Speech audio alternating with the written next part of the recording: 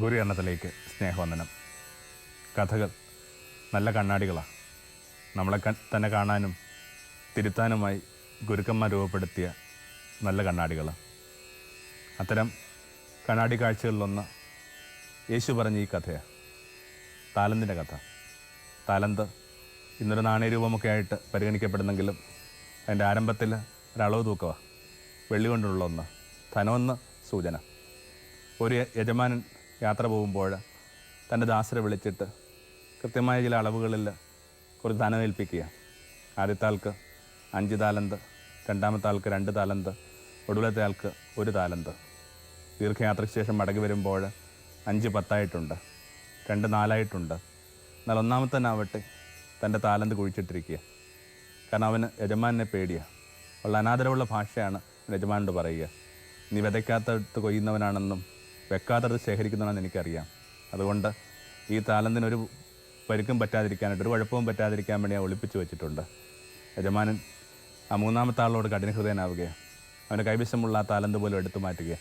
ഇപ്പോൾ അയാൾ ഓട്ടക്കയോട് നിൽക്കുക.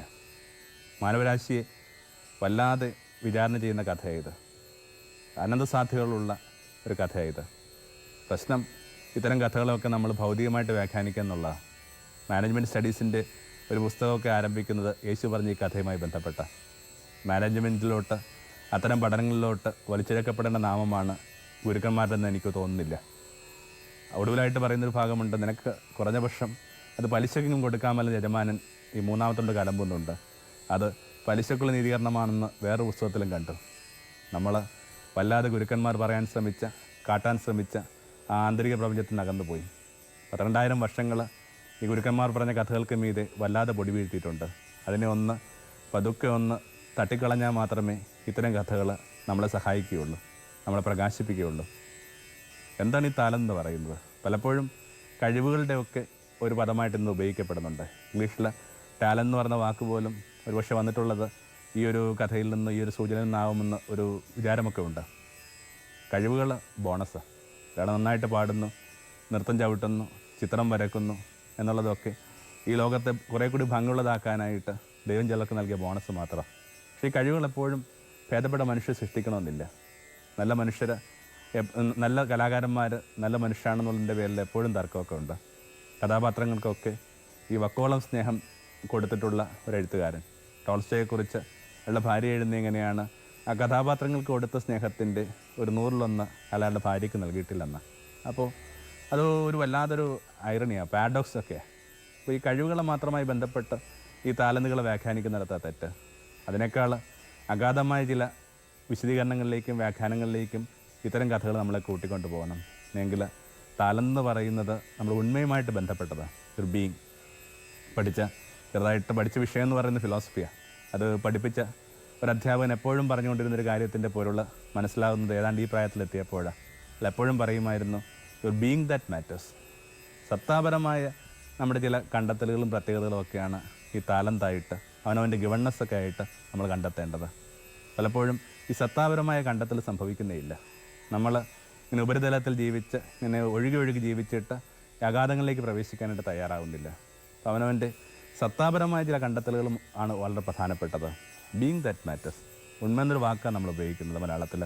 ഉണ്മ എന്ന് പറയുന്ന ഉൾ അധികം മായെന്ന് പറയുന്നത് എപ്പോഴും ഈ ഒരു 2 പദങ്ങൾ ചേരുമ്പോൾ നന്മ, നൽ പ്ലസ് മാ നന്മയായിട്ട് മാറുന്നതൊക്കെ ഉൾ പ്ലസ് മായാണ് ഉണ്മയായിട്ട് മാറുന്നത്.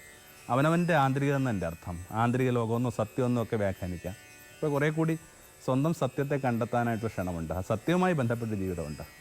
അതാണ് അവൻ്റെ താലന്ത്. യഥാർത്ഥ താലന്ത് അതാ. അല്ലാതെ അവൻ കണ്ടെത്തുന്നതോ ശേഖരിക്കുന്നതോ കരുതി വെക്കുന്നതോ കൈമാറുകയൊക്കെ ചെയ്യുന്ന കാര്യങ്ങൾ അത്ര താലന്തായിട്ട് ഗണിക്കേണ്ട. നിൻ്റെ ഉണ്മയാണ് പ്രധാനപ്പെട്ടത്. ഈ ഉണ്മയെ കണ്ടെത്തുക എന്ന് പറയുന്നത് അത്ര എളുപ്പമല്ല. പാലിനകത്ത് വെണ്ണ കണക്ക് ഈ ഉണ്മ എന്ന് പറയുന്ന ഒരു മഹാസത്യം പലപ്പോഴും കാണാതെ കിടപ്പുണ്ടെന്നൊക്കെ റൂമിയൊക്കെ എഴുതിയിട്ടുണ്ട്. അപ്പോൾ ഒന്നിതാണ്, നിൻ്റെ ഉണ്മയാണ് പ്രധാനപ്പെട്ട. ആ ഉണ്മയുമായി ബന്ധപ്പെട്ട ചില പ്രകാശത്തിലേക്ക് എത്തുക. അതുകൊണ്ടാണ് ഈ ഉണ്മയിലേക്ക് പോകാനുള്ള ക്ഷണം ഉടനീളം വേറെ പുസ്തകത്തുണ്ട്. അന്തിമ ദിനങ്ങളിൽ നിങ്ങൾ എൻ്റെ അടുക്കൽ വന്നിട്ട് പറയും, ഞാൻ ഇതിൻ്റെ നാമത്തിൽ പഠിപ്പിച്ചിട്ടുണ്ട്, രോഗശാന്തി കൊടുത്തിട്ടുണ്ട്, അത്ഭുതങ്ങൾ ചെയ്തിട്ടുണ്ട്, ഭൂതങ്ങൾ ഉച്ചാരണം ചെയ്തിട്ടുണ്ടെന്നൊക്കെ പറയുമ്പോൾ യേശു അത്തരം മനുഷ്യരോട് പറയുന്നൊരു വാക്കുണ്ടല്ലോ, നിന്നെ ഒരിക്കലും അറിഞ്ഞിട്ടില്ല, നെവർ ന്യൂ. എന്താണ് അതിൻ്റെ അർത്ഥം? ഇത്രയും ചെയ്ത മനുഷ്യരെ അവിടെ നിന്ന് അറിയാതെ പോയ എന്താണ് കാര്യങ്ങളൊക്കെ ചെയ്യുന്നുണ്ട്. പക്ഷേ അവരൊരിക്കലും അവരെ കണ്ടെത്തിയിട്ടില്ല, അവരെ കൺഫ്രണ്ട് ചെയ്തിട്ടില്ല, അവരിലേക്ക് ആഴമായിട്ട് ഇറങ്ങിയിട്ടില്ല. അവരിലേക്ക് ആഴമായിട്ട് കണ്ടെത്താതെ അവരുടെ പ്രകാശത്തിലേക്ക് വരാതെയൊക്കെ മനുഷ്യൻ കടന്നുപോയി കഴിഞ്ഞിട്ട് അയാൾക്ക് യേശുവുമായിട്ട് എന്താ ബന്ധമുള്ളത്? അപ്പോൾ ഈ ഉണ്മയിലേക്ക് പ്രവേശിക്കുമ്പോഴാണ് ആ ഉണ്മയുടെ സ്വഭാവം നമുക്ക് മനസ്സിലാവുക. അത് കൃത്യമായ ദൈവികത. അതുകൊണ്ടൊക്കെയാണല്ലോ ആദിയിൽ നമ്മൾ വായിച്ച് കേൾക്കുന്നുണ്ട്. എത്ര വർഷം പഴക്കമുള്ള ഒരു പുസ്തകമാണ് ബൈബിൾ എന്ന് പറയുന്നത്. ആ പുസ്തകം തുടങ്ങുന്നത് തന്നെ എങ്ങനെയാണ്?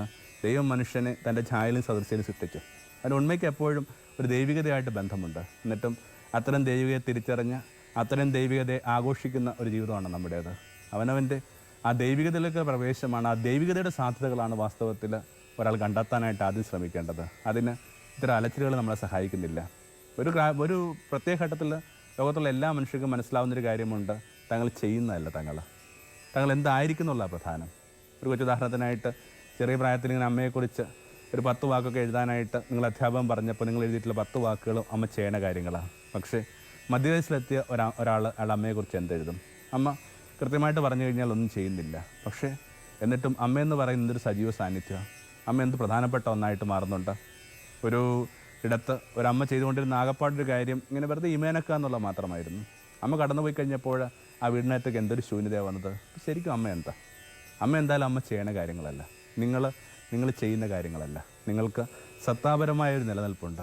ആ സത്താപരമായ നിലനിൽപ്പിൽ നിങ്ങളുടെ ജീവിതം വല്ലാതെ പ്രകാശിക്കും.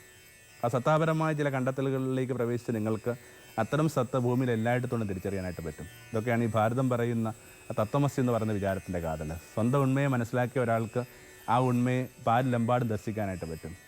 ബ്രിട്ടീഷ് ഭരണത്തിന് കീഴിൽ സംഭവിച്ച ഒരു കാര്യത്തെക്കുറിച്ച് കഥയോ ചരിത്രമാവാം, അതിനകത്തൊരു ഭംഗിയുള്ള ഒരു വിചാരം കിടപ്പുണ്ട്. ഒരു മൗന സന്യാസി, അയാളിങ്ങനെ ഒരിക്കലും മിണ്ടിയിട്ടില്ല. ഓൾമോസ്റ്റ് ഇങ്ങനെ നഗ്നനായിട്ടൊക്കെ നടക്കുന്നൊരു മനുഷ്യനാണ്. അയാൾക്ക് ആകപ്പാടൊരു വ്രതമുണ്ട്. അയാൾ മരണസമയത്ത് അയാൾ മിണ്ടുന്നു മാത്രം. അപ്പോൾ മാത്രം ഉരുവേടമെന്നൊരു വ്രതം അയാൾ എടുത്തിട്ടുണ്ട്. അയാൾ ഈ ഒരു ബ്രിട്ടീഷ് പട്ടാള ക്യാമ്പിനിടയിലൂടെ വരുമ്പോൾ പട്ടാളക്കാർ ഇയാളെ പിടികൂടി. അവർ ചോദിച്ച ഒരു ചോദ്യങ്ങൾക്കും ഇയാൾ ഉത്തരം കൊടുത്തില്ല. ആ ഒരു ചോദ്യങ്ങൾക്ക് ഉത്തരം കൊടുക്കാതെ നിന്ന് ഈ മനുഷ്യൻ ഇവരെ ശോഭത്തെ വല്ലാതെ ഇരമ്പിച്ചു. അപ്പോൾ വല്ലാതെ ക്ഷുഭിതനായ ഒരു മനുഷ്യൻ തൻ്റെ ഡാഗർ എടുത്ത് ഈ മനുഷ്യനെ കുത്തിയെ. അപ്പോൾ ഈ വയോധികനായ സന്യാസി, ഒന്നുമുരിയാട് സന്യാസി അവസാനം പറയാൻ പറ്റിയിരുന്ന വാക്കുകൾ പറഞ്ഞു. അതിങ്ങനെയാണ്: തത്വമസി ശോധകേതു. ശോധകേതു, നീയും അത് തന്നെയാണ്, നീയും ദൈവം തന്നെ. കുത്തിയ ഒരു മനുഷ്യൻ ദൈവമാണെന്നൊക്കെ പറയണമെങ്കിൽ ആ മനുഷ്യൻ്റെ ഉള്ളിൽ എന്തുമാത്രം ഉണ്മയുടെ പ്രകാശം ഉണ്ടാവണം, എന്തുമാത്രം പ്രകാശമായിട്ട് ബന്ധപ്പെട്ട ജീവിതമായിരിക്കണം. ശോധകേതു എന്നൊക്കെ പറയുന്നത് ഇങ്ങനെ ഉപനിഷത്തുകളിലേക്കുള്ള സീക്കറാണ്. പലപ്പോഴും അജ്ഞതയുടെ മേഖലയിൽ നിൽക്കുന്ന ഒരാളാണ്. അപ്പോൾ ഈ നിൽക്കുന്ന ആ പട്ടാളക്കാരനെ ശേതകേതു എന്ന് വിശേഷിപ്പിക്കുന്നത്. അതിൻ്റെ അർത്ഥം നീ അത് സീക്കർ മാത്രം, പക്ഷെ നീ അറിയേണ്ട ഒരു കാര്യമുണ്ട്, നീ ദൈവമാണ്. അപ്പോൾ അസാധാരണമായ ഉൾവെളിച്ചം തരുന്ന ഒന്നാണ് ഈ ഉണ്മയെന്ന് പറഞ്ഞാൽ. ഉണ്മയുമായിട്ട് ബന്ധപ്പെട്ട് ജീവിക്കുക. ഇത്രയും അലഞ്ഞുകൊണ്ട് കിടക്കുന്ന മനുഷ്യർക്ക്, ഇത്രയും ഓടിക്കൊണ്ടിരിക്കുന്ന മനുഷ്യർക്ക് ഈ ഉണ്മയിലേക്ക് പ്രവേശിക്കാനുള്ള സാധ്യത അത്ര കാണുന്നതായിട്ട് തോന്നുന്നില്ല. നിങ്ങൾ ലോകത്തുള്ള ഏത് ഗുരുക്കന്മാരുടെയും ശില്പങ്ങൾ ശ്രദ്ധിച്ചുകൊള്ളുക. അത് മഹാവീരനായിക്കൊള്ളട്ടെ, ബുദ്ധ ആയിക്കൊള്ളട്ടെ, ശങ്കര ആയിക്കൊള്ളട്ടെ, നമ്മുടെ നാട്ടിൽ നാരായണ ഗുരു ആയിക്കൊള്ളട്ടെ, ഈ ശില്പങ്ങളിലൊക്കെ മിക്കവാറും എന്ത് ചെയ്യുന്നുണ്ട്? ഈ മനുഷ്യരിങ്ങനെ ഇരിക്കുന്ന പോസ്റ്ററായിരിക്കുന്നത്, കണ്ണും പൂട്ടിരിക്കുന്ന പോസ്റ്ററാണ്. അവരുടെ മുഖത്തേക്ക് ശ്രദ്ധിച്ചു കഴിഞ്ഞാൽ അതിനകത്ത് ആകൃതിയോ ഭീതിയോ ആവശ്യങ്ങളോ ഒന്നും ഇല്ലാത്ത മുഖമാണ്. അപ്പോൾ ഈ അവനവൻ്റെ ഉണ്മയെ കണ്ടെത്താനായിട്ടാണ് ഈ ഗുരുക്കന്മാരൊക്കെ നമ്മളെ പ്രേരിപ്പിച്ചുകൊണ്ടിരിക്കുന്നത്. എന്നിട്ടും നമ്മളിങ്ങനെ നിരന്തരം ഓടിക്കൊണ്ടിരിക്കുക. എല്ലായിടത്തും ഒന്ന് പിൻവാങ്ങാനായിട്ട് തയ്യാറായ മനുഷ്യർക്ക് തങ്ങളുടെ ആ ഉണ്മയെന്ന് പറഞ്ഞ താലന്തിനെ തിരിച്ചറിയാനായിട്ട് പറ്റും. അതുകൊണ്ടൊക്കെയാണ് വായനയിൽ താല്പര്യമുള്ള നിശ്ചയമായിട്ടും കണ്ടെത്തി വായിക്കേണ്ട പുസ്തകങ്ങൾ കാർലോ കരോറ്റയുടെ. വത്തിക്കാനിലെ ചില താക്കോൽ സ്ഥാനങ്ങളിലായിരിക്കുമ്പോൾ വളരെ ബോധപൂർവം ഇങ്ങനെ വർഷങ്ങളോളം മരുഭൂമിയിലേക്ക് ചെലവഴിക്കാനായിട്ട് പോയി അവിടെ ആ മരുഭൂമിയിൽ ആ മണലിന് ആകാശ നക്ഷത്രങ്ങളെയും ഭൂമിയിലെ മണൽത്തരികളെയും മാത്രം നോക്കിക്കൊണ്ട് വളരെയധികം കാലം ജീവിച്ച മനുഷ്യനാണ് ഈ കാർലോ കരോറ്റ എന്ന് പറയുന്നത്. പക്ഷേ അതിനിടയിൽ അയാളുടെ ജീവിതം പ്രകാശിക്കുന്നതായിട്ട് തിരിച്ചറിയുന്നുണ്ട്, അയാളുടെ ഇല്യൂമിൻ ചെയ്യുന്നതായിട്ട് തിരിച്ചറിയുന്നുണ്ട്. ഹെൻറി ഡുക്ക് എന്ന് പറയുന്ന ഒരു കൊറിയൻ ഫിലിം മേക്കർ ഒരുപക്ഷെ ആ നാട്ടിൽ അറിയപ്പെടുന്നതിനേക്കാൾ കൂടി ഈ നാട്ടിൽ അറിയപ്പെടുന്നുണ്ട്. മിക്കവാറും ഈ ചിത്രങ്ങളോടൊക്കെ കൗതുകമുള്ള, ആകർഷണമുള്ള നമ്മുടെ ചെറുപ്പക്കാർക്ക് ഒക്കെ നന്നായിട്ട് അറിയാവുന്ന ആളാണ് ഹെൻറി ഡുക്ക്. നമ്മുടെ ഫിലിം ഫെസ്റ്റിവലിലൊക്കെ ഈ മനുഷ്യൻ്റെ ചിത്രം നന്നായിട്ട് ഘോഷിക്കപ്പെടുന്നുണ്ട്. എന്നിട്ട് ഇത്രയും വലിയ സെലിബ്രിറ്റി ആയിട്ട് നിൽക്കുമ്പോൾ പോലും ഈ മനുഷ്യൻ അനുഭവിക്കുന്ന അസ്വസ്ഥയുണ്ട്. അയാളെ കൊണ്ട് എത്തിക്കുന്നത് ഏകദേശം ഒരു 3 വർഷത്തിലേക്ക് നീളുന്ന ഒരു ശൈത്യനിദ്രയിലാണ്. നമുക്കറിയാം, ഇങ്ങനെ ഈ പ്രദേശങ്ങളിലൊക്കെ ഇങ്ങനെ കാലാവസ്ഥ മാറുമ്പോഴേക്കും ജീവജാലങ്ങൾ ഇങ്ങനെ കുറേ ദീർഘമായിട്ട് കടന്നുറങ്ങും. അത് കണക്ക് അയാൾ ആ ഉൾവാങ്ങി ഈ മനുഷ്യൻ്റെ ഓരോ ദിനങ്ങളും ഇങ്ങനെ കൃത്യമായിട്ട് മോണിറ്റർ ചെയ്യപ്പെട്ട ഒരു ക്യാമറ ചിത്രീകരിച്ചിട്ടുണ്ട്. അത് ഒരു ഭംഗിയുള്ള ചിത്രമായിട്ട് അടുത്ത കാലത്ത് വരികയും ചെയ്തു. ആ ചിത്രം കാണുമ്പോഴൊക്കെ ഈ മനുഷ്യൻ തന്നെ ഇത്തിരി മാറിയെന്ന് കാണാനായിട്ട് ശ്രമിക്കുക. അയാളുടെ തന്നെ വളരെ പ്രസിദ്ധമായ സീസൺസ് എന്ന് പറയുന്ന ഋതുക്കൾ എന്ന് പറയുന്ന ആ ചിത്രം, അതിലൊടുവിലായിട്ട് ഇങ്ങനെ ഒരു ബുദ്ധവിഗ്രഹം എടുത്തുകൊണ്ട് ഒരു ചെറുപ്പക്കാരൻ ഇങ്ങനെ മല കയറുന്ന ചിത്രം, അത് അയാൾ തന്നെ. എന്നിട്ട് ഈ ചിത്രം കണ്ടുകൊണ്ട് ഈ കാണുന്ന കിങ്കി ഡുക്ക് നിലവിളിച്ചുകൊണ്ടിരിക്കുകയാണ്, ഞാൻ എന്തിനാണ് ചെയ്തത്, ഞാൻ എവിടെയാണ്. പിന്നീട് അയാൾ തന്നോട് തന്നെ ചോദിക്കുന്നുണ്ട്, മണ്ട നീ എന്തിനാ കരയണം. അപ്പോൾ അവനവനെ ഇത്തിരി മാറി നിന്നുകൊണ്ട് അസസ് ചെയ്യാൻ പറ്റുമ്പോൾ ഈ അവനവൻ്റെ ഉണ്മയെന്ന് പറയുന്ന പ്രതലത്തിലേക്ക് പ്രവേശിക്കാനായിട്ട് പറ്റും. അപ്പോൾ അതിങ്ങനെ വളരെ പ്രധാനപ്പെട്ട ഒന്നാണ് ഈ ഉണ്മയെ തിരിച്ചറിയുക. അപ്പോൾ താലന്ത് പറയുന്ന ഉണ്മ, ആ താലന്ത് ദൈവികം എന്ന് പറഞ്ഞ താലന്തുമായി ബന്ധപ്പെട്ടത് കാര്യങ്ങളൊക്കെയാണ്. ബാക്കിയുള്ളതൊക്കെ നിങ്ങളുടെ ജീവിതത്തിൽ ഫ്ലേവർ തരുന്ന എല്ലാ കാര്യങ്ങളും, അത് കരുണയായാലും സ്നേഹമായാലും ജീവിതത്തെ ബലിയായിട്ട് കൊടുക്കാനുള്ളൊരു ആകർഷണമായാലും ഇങ്ങനെ സമസ്ത ചരാചരങ്ങൾക്ക് വേണ്ടി ചിന്തിക്കാൻ പറ്റുന്നതും ഭൂതദയൊക്കെ വാസ്തവത്തിൽ ഈ ഉണ്മയിൽ നിന്നുണ്ടാകുന്ന പൊടിപ്പുകൾ മാത്രമാണ്. അപ്പോൾ യുവർ ബീയിങ് എന്ന് പറയുന്നതാണ് എൻ്റെ താലന്ത്. ആ ഉണ്മ കൊണ്ട് നീ എന്ത് ചെയ്തു, അതാണ് പ്രശ്നം. ഈ ഉണ്മ കണ്ടെത്തിയ മനുഷ്യർക്ക് ഇങ്ങനെ നിരന്തരം സംവേദിച്ചേ പറ്റുകയുള്ളൂ. അതുകൊണ്ടാണ് ആ കഥയിൽ യജമാനൻ പറയുന്നുണ്ട്, നീ ഇത് വ്യാപാരത്തിന് കൊടുക്കാത്തത് എന്തുകൊണ്ടാണ്. വ്യാപാരം എന്ന് പറഞ്ഞാൽ ഈ കൈമാറുന്ന ഒന്നാണ്. നമ്മുടെ ഒരു ഭൗതിക തലത്തിനകത്ത് വ്യാപാരത്തിനകത്ത് കൈമാറുന്നതനുസരിച്ചിട്ട് നിങ്ങളുടെ പണപ്പെട്ടി ഇങ്ങനെ വർദ്ധിച്ചുകൊണ്ടിരിക്കും. അത് കണക്ക് തന്നെ ഇത് അദൃശ്യമായ കാര്യങ്ങളുമായിട്ട് ഇങ്ങനെ അഭൗമമായ കാര്യങ്ങളുമായി ബന്ധപ്പെട്ട കൈമാറ്റങ്ങളാണ്. സ്വാഭാവികമായിട്ട് ഈ കൈമാറുന്നതനുസരിച്ച് തന്നെ ഒരാളുടെ പണപ്പെട്ടി വർദ്ധിച്ചുകൊണ്ടിരിക്കും. അതിങ്ങനെ കൃത്യമായിട്ട് ബാങ്ക് അക്കൗണ്ടിലുള്ള ഒന്നുമല്ല, ആർക്കും കൃത്യമായിട്ട് എണ്ണിയെടുക്കാനും പറ്റത്തില്ല, അങ്ങനെ പൈസ രൂപ എന്ന് പറഞ്ഞ് തരംതിരിക്കാനായിട്ട് പറ്റത്തില്ല. പക്ഷേ ആരൊക്കെ തങ്ങളുടെ ജീവിതത്തെ ഈ ദൈവോന്മുഖതയിലേക്ക് എത്തിയിട്ട് കൈമാറുന്നുണ്ടോ അവരുടെ ജീവിതമൊക്കെ ഇങ്ങനെ അനുനിമിഷം റിച്ചായിട്ട് മാറും. യേശുവൊക്കെ പറഞ്ഞ ചില കാര്യങ്ങളിലെ പോയിട്ടുള്ളതല്ലേ. ആരൊക്കെയാണ് തങ്ങളുടെ ജീവിതം ചെതറിച്ചിട്ടുള്ളത് അവരൊക്കെ ശേഖരിക്കാനെന്ന അർത്ഥം എന്താണ്, ഈ കൈമാറ്റം ചെയ്യുന്നവർക്ക്, സംവേദം ചെയ്യുന്നവർക്ക്, കൊടുക്കുന്നവർക്കൊക്കെ സംഭവിക്കുന്ന റിച്ച്നെസ് ഉണ്ട്. അത് ഓരോ ദിവസവും ഇങ്ങനെ വർദ്ധിച്ചുകൊണ്ടിരിക്കും. അത് ഏത് മേഖലയ്ക്കകത്തും കൊടുക്കുന്ന വഴിയായിട്ട് ഈ കാര്യങ്ങൾ ഭംഗിയുള്ളതായിക്കൊണ്ടിരിക്കുക.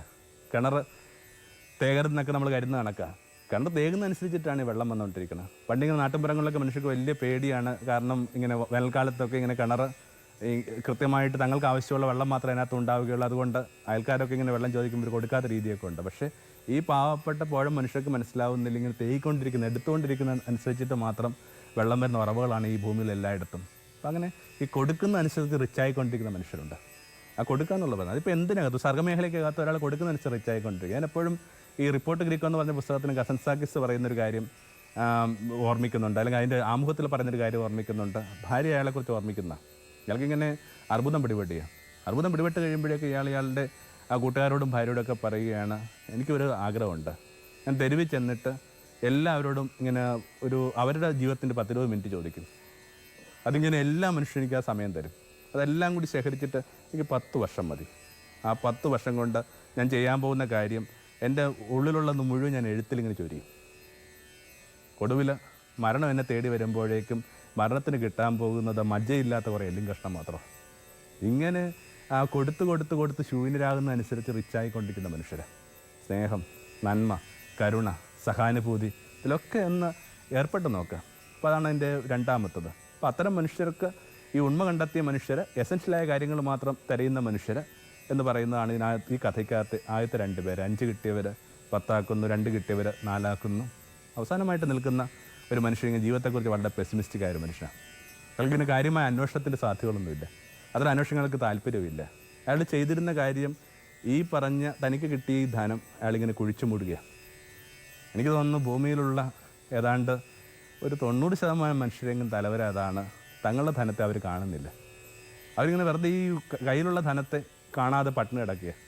കസ്തൂരിമാനെക്കുറിച്ച് പറയുന്ന കണക്ക്, കസ്തൂരിമാനെക്കുറിച്ച് പറയുന്നത് അതിന് നിരന്തരം ഓടിക്കൊണ്ടിരിക്കുന്നൊരു മാന. അതിന് കാരണം അതൊരു സുഗന്ധം കണ്ടിട്ട് അതിനെ പിന്നാലെ പോവുകയാണ്. പക്ഷേ ഈ കസ്തൂരിമാൻ അറിയുന്നില്ല ഈ സുഗന്ധം വരുന്നത് തൻ്റെ തന്നെ ആ ഈ ഉച്ഛിഷ്ടങ്ങളിൽ നിന്നാണെന്ന്. താൻ തന്നെയാണ് ഈ കസ്തൂരി ഉണ്ടാക്കുന്നതെന്ന് ഈ മാൻ അറിയാത്ത കണക്ക് പലപ്പോഴും തങ്ങളുടെ സാധ്യതകളെ തിരിച്ചറിയാതെ ലോകത്തോടും ഭൂമിയോടും പരിസരത്തോടും കഠിനഹൃദയരായിട്ടും കുപിതരായിട്ടും ക്ഷുഭിതരായിട്ടും ദുഃഖിതരായൊക്കെ ആയിട്ട് ജീവിക്കുന്ന മാനവരാശിയുടെ ചിത്രമാണ് ഈ ഒടുവിൽ പറഞ്ഞ ആൾ. അയാളിങ്ങനെ അയാളുടെ താലന്ത് കുഴിച്ചിടുക. ഒരു അടുക്കള നിറയെ നിങ്ങൾക്ക് ഒരു ഭരണിക്കകത്ത് മാവുണ്ട്, പാത്രങ്ങൾക്കകത്ത് വെള്ളമുണ്ട്, എല്ലാത്തരം ആവശ്യമുള്ള കാര്യങ്ങളുമുണ്ട്, വിറകുണ്ട്, അടുപ്പുണ്ട്. എന്നിട്ടും പാചകം ചെയ്യാൻ അറിയില്ല എന്നൊരൊറ്റ കാരണം കൊണ്ട് മാത്രം പട്ടിണി കിടക്കുന്ന മനുഷ്യരെ കണക്ക് മാനവരാശി. അവനവൻ്റെ ധനത്തെ കണ്ടെത്തുക. അവനവൻ്റെ ധനം കണ്ടെത്തി കഴിയുമ്പോഴേക്കും ഇങ്ങനെ ഓട്ടക്കയോട് പോകേണ്ട ഒരു ബാധ്യത മനുഷ്യന് വരുന്നില്ല. എന്ത് വലിയ കൊടിയ ശിരോലിഖിതമാണ് ഈ ഉള്ളി ധനം ഉണ്ടായിട്ടും ഇങ്ങനെ മനുഷ്യൻ ഓട്ടക്കയോട് നിൽക്കുക. അപ്പോൾ എല്ലാ കാലത്തിലും ഈ ഒടുവിൽ പറഞ്ഞ മനുഷ്യരാണ് ആ ഭൂരിപക്ഷം പേര്. അവർ ഉണ്മയെ കണ്ടെത്തുന്നില്ല, എസൻഷ്യലായ കാര്യങ്ങൾക്ക് വേണ്ടിയല്ല തങ്ങളുടെ ജീവിതം ചെലവഴിച്ചുകൊണ്ടിരിക്കുന്നത്, പൊട്ടിപ്പോകുന്ന ഉറപ്പുള്ള ബാങ്കുകൾക്കകത്ത് അവർ മിക്കവാറും കാലം നിക്ഷേപിച്ചുകൊണ്ടിരിക്കുന്നത്, കൗമാരത്തിൽ അവരിങ്ങനെ അപ്പിയറൻസിന് പ്രാധാന്യം കൊടുക്കുന്നു, യൗവനത്തിൽ സൗഹൃദത്തിന് പ്രാധാന്യം കൊടുക്കുന്നു, അല്ലെങ്കിൽ കുറേ കൂടി കഴിയുമ്പോൾ ശരീരത്തിന് പ്രാധാന്യം കൊടുക്കുന്നു. പക്ഷെ ഇതിനിടയിൽ എങ്ങാണ്ടിങ്ങനെ ഒരുവൻ്റെ ആന്തരിക സത്യം എന്ന് പറയുന്നൊരു കാര്യമുണ്ടല്ലോ, അതിനെ കണ്ടെത്തിയോ പ്രകാശിപ്പിക്കാനോ പറ്റാതെ പോകുന്ന വിധത്തിൽ വല്ലാത്ത ശിരോലിതം പേർന്ന മനുഷ്യരാണ്. ഈ മൂന്നാമത്തെ മനുഷ്യൻ എന്ന് പറയുന്നത് ഈ മിക്കവാറും നമ്മുടെ മാനവരാശിയുമായി ബന്ധപ്പെട്ട കുറേ സ്വഭാവ സവിശേഷതകൾ വെളിപ്പെടുത്തുന്നുണ്ട്. എന്തൊക്കെയാണത്? ഒന്ന് രണ്ട് കാര്യങ്ങൾ ഇങ്ങനെയാണ്. ഒന്നിതാണ്, ഈ അവനവൻ്റെ ധനം കാണാൻ പറ്റാതെ താരതമ്യത്തിൽ ജീവിക്കുന്ന മനുഷ്യർ. എല്ലാവരുടെ കൈവെള്ളയിലുണ്ട് നാണയം.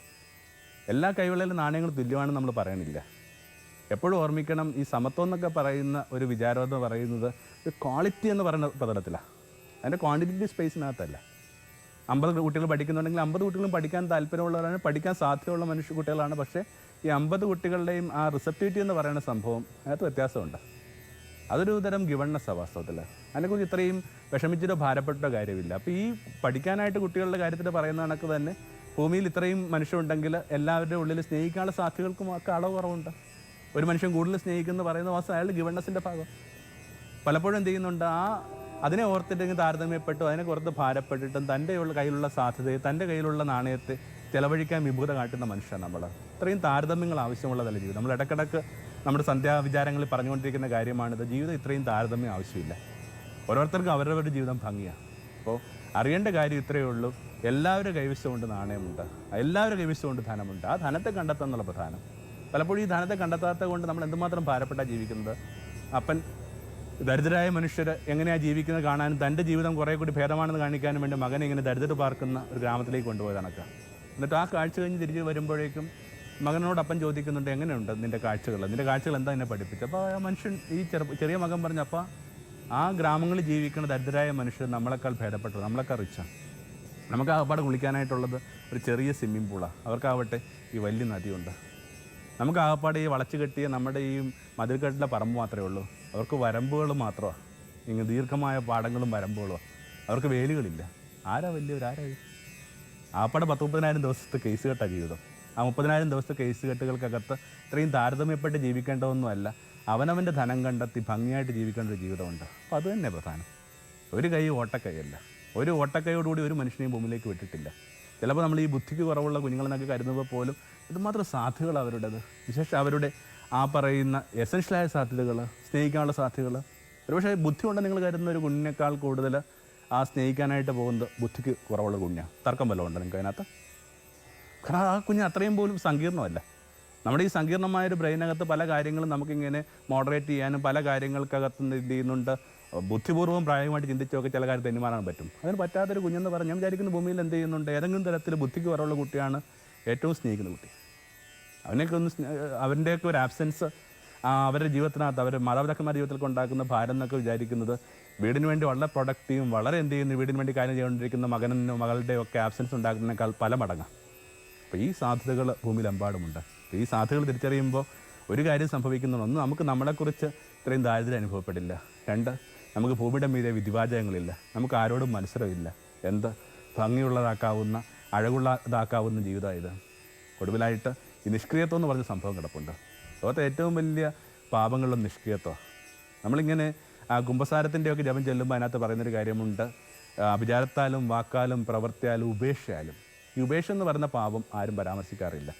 തങ്ങൾ ചെയ്ത അപരാധങ്ങൾ മാത്രമാണ് പാപമെന്ന് മനുഷ്യൻ കരുതുക. തങ്ങൾ ചെയ്യാതെ പോയ നന്മകൾ, കണ്ടെത്താതെ പോയ സത്യങ്ങൾ, അലയാതെ പോയ അന്വേഷണങ്ങൾ, വായിക്കാതെ പോയ പുസ്തകങ്ങൾ, ചുംബിക്കാതെ പോയ ചങ്ങാതി, ഇതൊക്കെ ആ പാപമായിട്ടാണ് ഉണ്ടായല്ലേ. അപ്പോൾ ഈ നിഷ്ക്രിയത്വം എന്ന് പറയുന്നൊരു പാവമുണ്ട്. ആ നിഷ്ക്രിയത്വത്തിന് സംഭവിക്കുന്ന ദുരന്തം ഇതാണ്. ഉണ്ടെന്ന് നമ്മൾ കരുതുന്ന കാര്യങ്ങൾ കുറേ കഴിയുമ്പോൾ നമുക്ക് കൈവിട്ട് പോകും. യേശു ഒരു വീടിൻ്റെ കഥ പറഞ്ഞിട്ടുണ്ട്.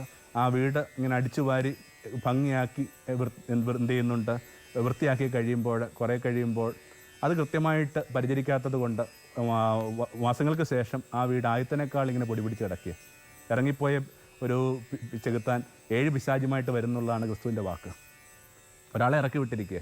പക്ഷേ ആ ഇറക്കി വിട്ട വീടിനകത്ത് നിങ്ങൾ എന്താണ് പകരം വെച്ചിരിക്കുന്നത്?